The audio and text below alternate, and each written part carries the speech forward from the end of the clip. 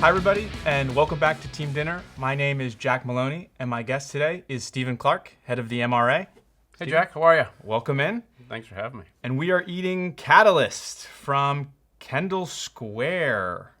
It's lunchtime at the time of this recording, so we've got some pasta, some sandwiches, some dips, some mezzes, whatever you want to call it.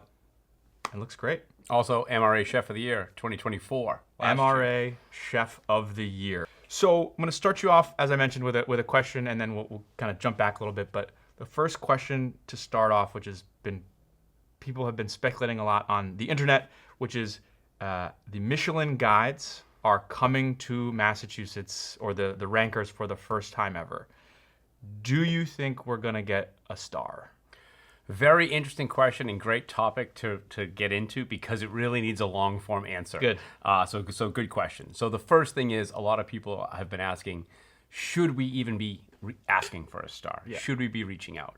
And my thought process is, listen, the group that went down this rabbit hole and did the research is the Tourism Bureau. Mm-hmm. And the Tourism Bureau's core function is to get people talking about the city, get people thinking about coming to Massachusetts, coming to Boston and Cambridge more specifically, and spending tourism dollars.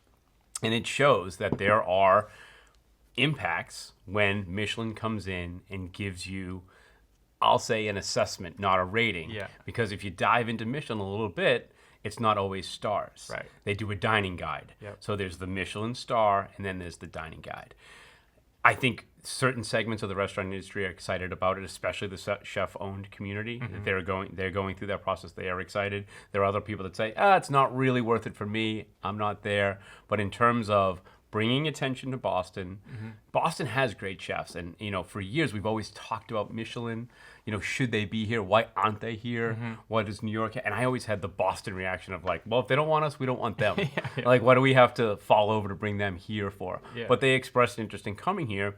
And we're a city of James Beard Award winners and talented chefs and Food Network stars. Like, think of all the chefs that have started in Boston and have had incredible careers. So we have a story to tell. So Michelin's just going to help add to that story. Yeah. Whether we get a star or not, TBD. I think there'll be a pretty influential dining guide that comes out, and there'll be people that will be in there. There's been some previous success in the Boulder, Colorado area. Yeah. If you think about the recent cities where Michelin has expanded. So that's kind of where I see it. Yeah, and do you know what the expected timing on this process is? Do they talk about that at all? So they're very secretive in their process. But they're in the field now. Yeah. They say. So you know what the origin of Michelin is? Yes, the tire, and then driving, 300 miles to explore a new restaurant opportunity so you buy more tires. So it is a fascinating history of there, but we shall see. I think it'd be great to see a retrospective of once they come into a city,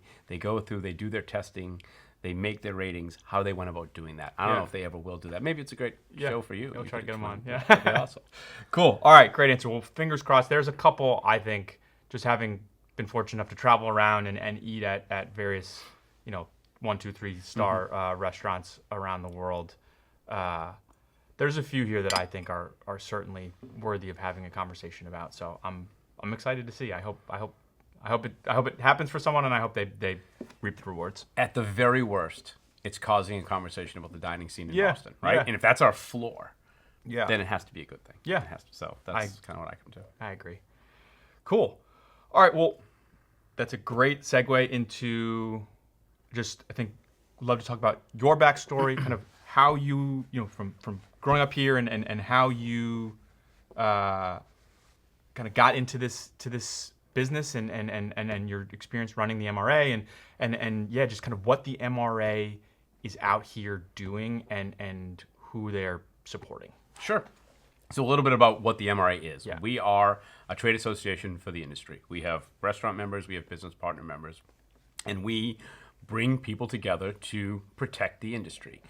The vast majority of the stuff we're doing is around legislative advocacy, what's happening at the State House. There are 6,000 bills that get filed every year from the different legislators. Some of them help the industry, a lot of them hurt the industry, some of them are neutral. And our job is to go up there and defend what the bill is. This would be what the impact is and advocate for bills that help, oppose bills that aren't going to help. And that's our kind of our core function. And then we bring everyone else together as we have some cost savings programs. We have first of its kind, a 401k program in the restaurant industry where restaurant employers can sign up for 401k plans for their employees. And that kind of came out of the pandemic of what more can I offer my staff? There's only so many things you can do in a restaurant, so much flexibility. We have cost savings programs around insurance and around credit card processing, and we do networking, bring people in, talk about issues impacting the industry, how are the tariffs going to impact the liquor industry, those type of things, getting people conversant and having those conversations, having those dialogue. We have a saying around the MRA office where good things come together when you put restaurateurs in a room. And you just start getting them to think about not only about their business, the four walls of their business, but the entire industry. What's the impact? What's going to happen here? The second thing is restaurateurs are so busy. They are worried about hot hamburgers and cold beer and some version thereof of doing that. We're there to provide the backstop for them. What type of legal issues might come up that they have to think about? What are some of their HR issues that they don't have the ability to think about? And then we do a lot with the ABCC. We do a lot with the City of Boston, a lot with the Department of Public Health, a lot of the regulatory side of things. So that's, in a nutshell, what the MRA does. I've been at the association for 14 years now. I've been in the CEO role for 3 years, and in the 11 years prior to that, I ran the government affairs function of the association. So coming in, and like anyone, my first job was in the industry. I worked at Friendly's years ago. Rite of passage for a lot of people. Yeah, exactly, right? I was an ice cream scooper. So I always had different jobs in the restaurant industry, but I didn't come to the industry naturally. I came from almost the regulatory side of things. I was a legislative staffer in the State House a long time ago. When that time came to an end, they needed someone to run government affairs for MRA. Knew a lot of the law-making process, knew the laws, didn't necessarily know restaurant-adjacent laws. Learned that over the time, build up the knowledge base. You learn a lot talking to restaurant operators. You learn a lot being there. And then 3 years ago, I became the CEO. So it's been an incredible run, and the MRA is at a high point influentially. Last summer and last year, we were the spearhead of the No on 5 campaign in Massachusetts, where activists from California wanted to come in and change the way that tipped employees are paid in Massachusetts. And the people that were most opposed to it were the tipped employees themselves. They didn't want to do it, and we led that campaign, and it brought the industry together. It was an incredible campaign of workers and owners and business partners and just people that want to protect the industry, and we had an overwhelming victory. So that's a lot of what we do, but a lot of it's government based, but it's just bringing the industry together and trying to protect the industry and grow it. So that's fascinating. And I would say, talking about the industry as a whole and growing the industry, I would say, what would you say in Massachusetts right now? What is the restaurant industry doing well as a whole, and where is there opportunity for growth? Where do you think there's some places that there's just room to grow? So what we're doing well is if you think about all the different types of restaurants that are opening up, whether it's Asian fusion or Korean or Vietnamese, or it seems that if you have a palate for a certain type of cuisine, you're able to get it in Massachusetts, especially in Boston. There's new opportunities. There's those things happening all the time. At the same time, and in my role, it's very weird for me to say this, but we as an industry don't learn from ourselves. So if a shoe store went out of business tomorrow, is another shoe store going to go in there? No. But if a restaurant goes out of business, what goes in its place? A restaurant, because we have ambitious people. You have to be ambitious to put your name on a restaurant, put your blood, sweat, tears, money, capital, everything into running a restaurant. And so there's always an entrepreneur to say, I can make that space work. I can make, they weren't doing this right, they weren't doing this right. And so we kind of have this self-fulfilling prophecy where we never really learn that a location might not work. There's a build out there, I'm going to put that spot there. So, I think it's one of those things of how do we continue to expand in the right way. Our population is not growing. There's a finite number of restaurant seats that are happening every night. There's a finite number of restaurant times every week. There's only 21 dining periods a week, right? And most restaurants are open for 14 of them. If you're thinking a lunch, a dinner, a breakfast, and a lunch, there's that. So competition is great, and competition spurs innovation. But at some point, is there too much? Because it's such a hard business to make a profit in. And profit margins 15 years ago were 8, 9%. Now we're talking like 3, 4, 5%. Yeah. So is it worth that much effort to make 3%? Yeah. That's where I think we're kind of navigating what the future looks like Yeah. in our growth and where that growth comes from. Yeah. Yeah, and you bring a good point too from like a real estate perspective, right? Which is, we had I had a conversation with a chef recently who had a successful restaurant that was a little small, and she was interested in, so it was a proven concept. She knew roughly, a radius of where she wanted to keep it, and she can't find a spot. Yes. Right. And so like I think that is another piece of this too, right? Which is this, rent in Boston is not getting any cheaper. Rent in Cambridge, rent everywhere is not getting any cheaper. It's getting more expensive even as you go further and further out. So I think that's the thing I'm constantly thinking of too, right? Which is, where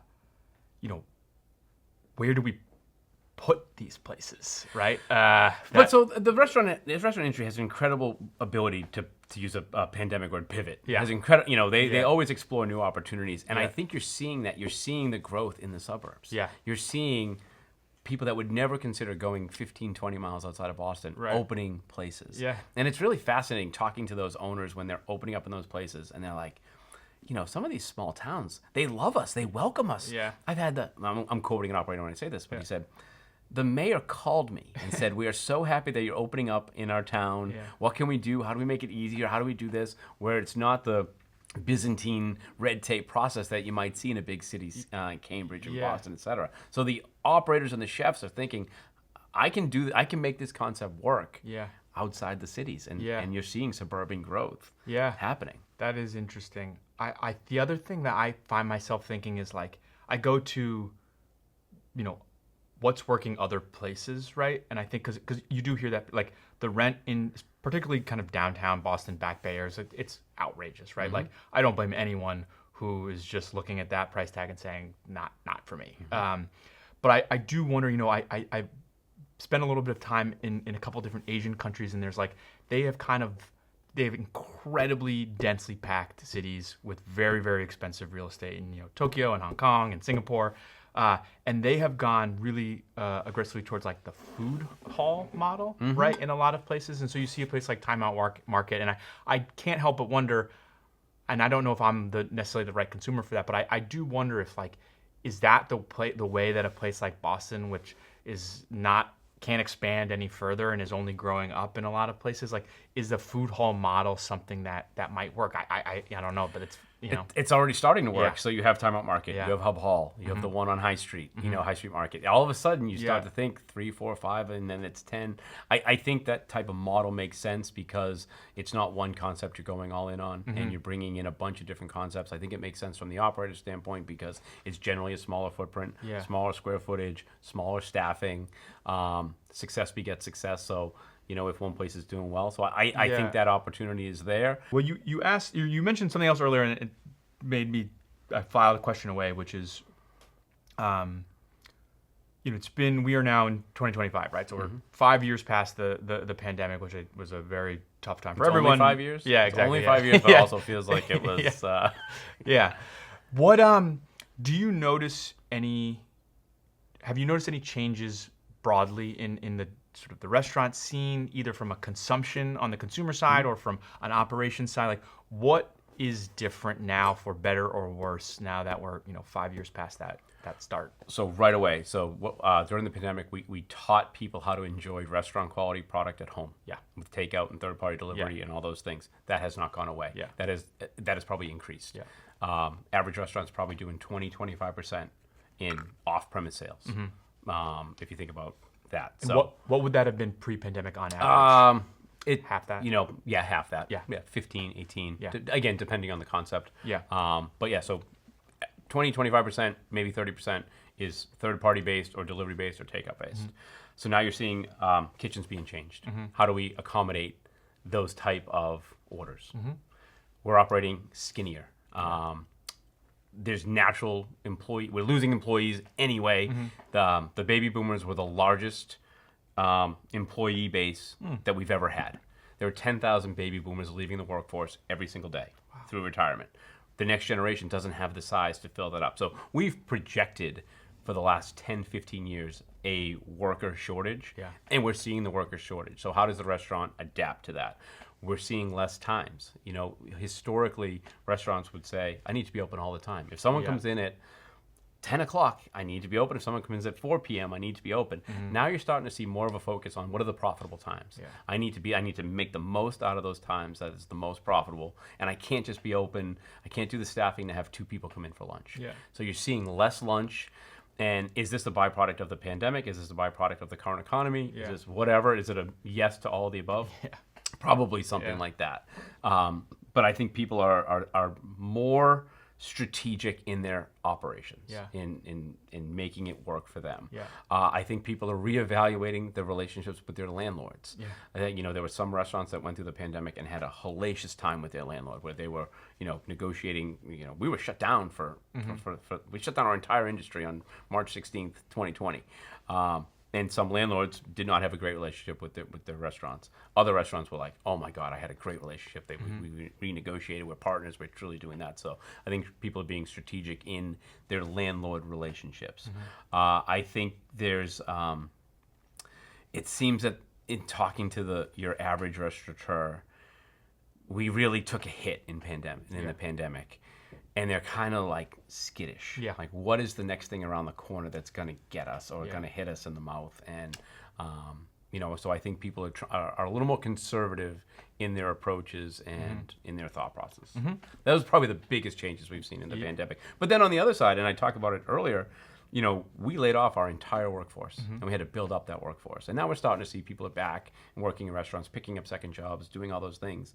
You're now thinking more about your employees. Yeah. Do I offer them a 401k plan? Do I do this? I think the 60-hour work week from 20 years ago in the back of the house has gone down a little bit. Yeah. People are starting to think about work-life balance. Yeah. And that never really happened in the restaurant industry, but more and more people are starting to think about that and implement those. Yeah.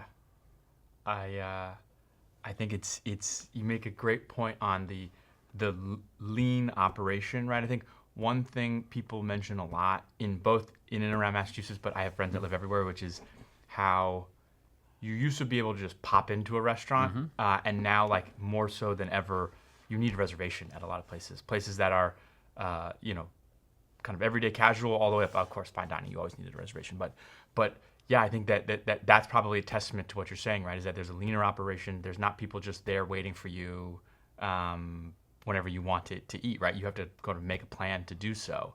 And I think we're seeing, certainly the impact of that. And think about in June of 2020. Yeah. You needed a time to go eat. Right. You had it specifically. The consumer got used to making reservations, and we have a I want it now consumer. Yeah. So you're not going to go and sit in the lobby and get a drink at the bar. And you're like, well, no, I want to eat at 6:40. I want a reservation at 6:40, and I'm going to do that. Right. So it's a lot. Some of that's consumer driven too. Sure. It's interesting. We want to go back home, right? People, we all love our homes now. We love our homes a little too much. Yeah. We talk about downtown Boston. There's Yeah. still a significant number of people that are working from home. And if you Yeah. think about, even Fridays, work from home on Mondays and Fridays, right? That's still a 40% drop in office attendance. Yeah. And so that is a byproduct of not being able to have lunches and not doing that, because that's still a significant loss. If you're a restaurant in downtown Boston and you're reliant on foot traffic, and the foot traffic is 40% less than it was 5 years ago. Yeah. That's problematic. Yeah. And after work drinks, right? Exactly. And that's a huge. I think that I never see people talk about that, and that's a very common thing, right? Popping out for a beer on a Thursday or whatever, Friday. Whatever It seems that the new Thursday is Wednesday. Yeah. People getting in there Wednesday and Thursday, and I think Thursday nights are doing okay. I think that's a good transition to something we spoke about before, which is something that I've talked about a lot here, and it comes up in the comments, which is, I think, liquor licenses broadly in the state. And I think I'll start with an anecdote, which was I'm from here, right? I lived in California, lived in New York. I've been fortunate to travel around a lot, and I'm familiar with the blue laws and very familiar with our rich history of controlling the liquor licenses, right? But I did look up once on ChatGPT, and I was like, how restrictive are various states on their liquor licenses from a government standpoint? And it lists out big buckets every state, and then at the bottom it says I actually wrote it down. It says Massachusetts is unusually restrictive. I wonder how much of that ChatGPT answer is just relying on how many times the Globe has covered it. Yeah. When you talk about the data Yeah. and analysis, Yeah. And so one thing that, I can't help but mention, right, is that it's to what you said, margins they're razor thin, right, on food. And on liquor, they're much better. Sure. And so, like, that can be a lifeline. We hear people say it all the time, like that can be a lifeline to a restaurant that needs it, right? What is the MRA's standpoint on, I think, liquor licenses, on access to, on equitable liquor licenses, on all that stuff again, that the Globe covers perhaps ad nauseum. What is the MRA's opinion on where we're at, and what would perhaps be a better version of that? So restaurant growth is a good thing. Yeah. Restaurants, cities and towns growing economically. For years, restaurants were not viewed as economic generators, but they are. And if you go back 25 years, 35 years ago now to the South End, it was restaurants that went in first, and then it built up residential values. You see it in the Seaport, whatever. Restaurants are always driving economic growth. The fact that Massachusetts has been so provincial, we've had almost 100 years of the existing law. Yeah. And it doesn't mean that should be the law in perpetuity, but the law is so complicated. When you tug on one string, there is a corresponding impact on the other side. Yeah. And we're a state of smart people. I think if we put people in a room, we can solve the issues that are there. We look at the Boston licensing that went through, the Boston growth in liquor licenses that was passed legislatively. We were co-sponsors of that bill. Yeah. It was targeted growth. There were certain areas in the city that need more licenses. There are certain areas in the city that are probably at capacity and don't have room. And I think that was a smart piece of legislation that allowed for targeted growth in certain areas. And it opened up, East Boston had some new licenses. Dorchester had some new licenses. It doesn't necessarily mean there needs to be a free license in the Back Bay or in the Seaport or in the North End. And some people say, well, why not? Why can't it just be competition? Again, we've had this process in place for 80 years. It doesn't mean it's a bad process. It's just, it is what the process is. If I'm a restaurateur and I've been in business, so the biggest issue with licenses, and it doesn't mean that government regulation should create a secondary market, but the reality is it has. Yeah. And so the courts have ruled that license is an asset. Yeah. It's an asset that can be used. What we have seen is that asset is getting used as collateral for loans. Yeah. So if all of a sudden the government, if the system changed, and it doesn't necessarily know the system's going to be better if we change, it's just going to be different. If the system changes, that collateral goes away. Yeah. Banks are going to call those loans and say, how are you going to backstop that loan? Wow. Are you going to put your house up? Do you have to put your house up as collateral? Because if you're leasing a restaurant space, maybe a lot of the equipment is leased or whatever it is, the only real asset that you can get money on Exactly. You have no asset. So if I'm buying your restaurant, I'm buying the name, I'm buying your client list, and some used restaurant equipment. Yeah. That's pretty much all I'm getting. And then I have to pretty much redo what you've done to keep it successful. So there's really no other assets there. So if you think about, and a lot of the Seaport growth was when people, good, bad, or indifferent, this is what happened, but people went into certain neighborhoods, paid restaurant owners money for those licenses, and those licenses got moved. Yeah. So, if we were gonna reinvent the system, and if we were gonna start from day one, I think you'd probably, and I'm hyper talking about Boston right now. There's 350 other cities and towns that haven't, but Boston is the main driver of this conversation. I think you'd still have a quota system, but you might restrict where the quota is. Right. Where a license in East Boston shouldn't be dictated by a license in the Back Bay. Yeah. Maybe neighborhood those out or what have you. Yeah. I think that's one solution. But if we just undid the system right away, we would have just as many problems that we're trying to solve currently that would be created. That the liquor licenses is often, Massachusetts liquor license is often talked about here. And then the other thing, which we touched on earlier, which I'd love to talk about, is the other frequent complaint I get is MBTA shuts down too early, and we have to leave whatever we're doing too early, or else we have to pay an Uber or a taxi or whatever it is. And I know this is something that you guys have spent time and resources working on, or understanding, let's say. Can you kind of talk about what the MRA's sort of point of view is, and what your personal point of view is on these programs that have... So I'll go a little bit deeper on the MBTA first. to be a modern world-class city with a Michelin star rating and all these things happening, we need a T that works. Yeah. The T needs to move people from point A to point B. When it gets into the restaurant industry, and from our perspective, from the Restaurant Association, yes, consumers want it, but we're worried about our employees. Yeah. We need our employees to be able to get in at 5 a.m. for breakfast shifts at hotels across the city. We need our employees to be able to get home at 2:30, 3 a.m. for people that have stayed up late. That's a great point. So that's what our focus has been, and we've been having this conversation. As I said, I've been at the MRA for 14 years. I think the first we had real conversations was bringing back the night owl service, which ran at Boston College in the late 90s, in the 2000 early teens, and we had great partners: the Globe, the Red Sox, Dunkin' Donuts, a lot of big Boston companies, and small MRA. We threw in money, but was big to us because our membership thought it was important. Of like, all right, let's get a late night pilot up and running, and the late night pilot ran, and like all pilots, it just ends. It had a beginning date and had a closing date, and somebody looked at that and said, nope, it doesn't work. But by definition, if you haven't had a service for 20 years and you don't know about it, you don't tell anyone about it, and it's unreliable, you don't know if it's going to come, of course it's not going to work. So it set itself up to fail. If you're 30 years old and you've lived in Boston for your whole life, for the last 10 years since college, whatever it is, why would you be at a train stop at 1 a.m? That would be weird. Correct. Right? That would be weird. Yes. So yeah, of course, if it's not broadcast, to everyone, then why would any normal person show up at a train station that they think is closed at the early hours of the morning? So, all right, you're cool with it? I'm gonna just have a couple kind of quick hit questions. All here. Right. And we'll see where you stand on a couple of crucial issues. Okay. All right. So first one is, we've been talking a lot about Boston, right? If you remove Boston from the equation, is there a city or town in this state that you think has the best food? Good question.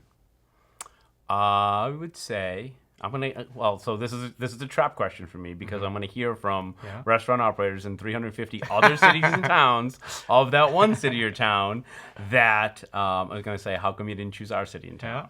So, but I think if you talk about combining tourism and people that live there and mixing both, I think Plymouth, Massachusetts does a great job. So Plymouth is has that tourist bent that comes in the summer season, but they have a pretty significant year-round population, and you can pretty much get anything you want in Plymouth. So with zero thought process and prep, I'm saying Plymouth. And then this is a question that you actually asked me when I was on your program, which is, it is dinner time. You're going in the electric chair tomorrow morning. You're in Massachusetts. What are you eating? I think I'm generally going Italian. Yeah. I think Italian is, by and large, my favorite type of meal to have. So I'm going Italian. I want to be full. If I'm going the electric chair, I'm going to need my strength. That's right.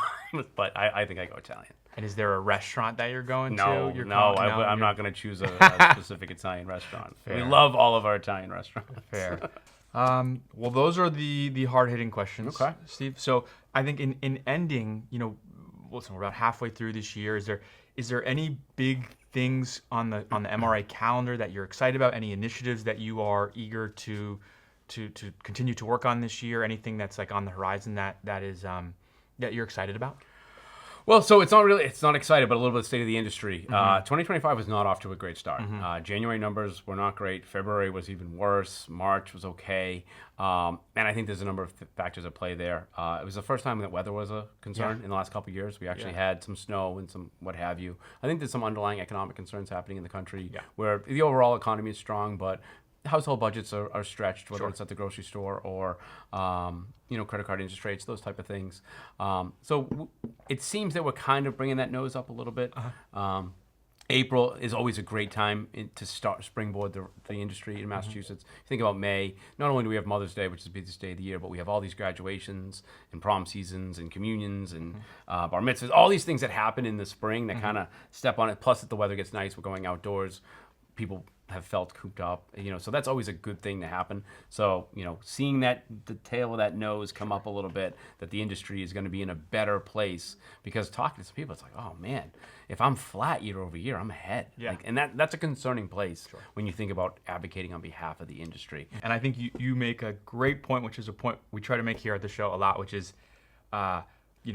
if you are able to, it is important that you support your favorite places, because they will not be around long if you don't go. Right? Go out. You cannot have a favorite restaurant that you go to once a year, because that's not good for that restaurant. Right. And so, listen, again, I know, how it is hard for some folks, but if you have the ability to, it is important to go support your favorite places, because without you, they're toast.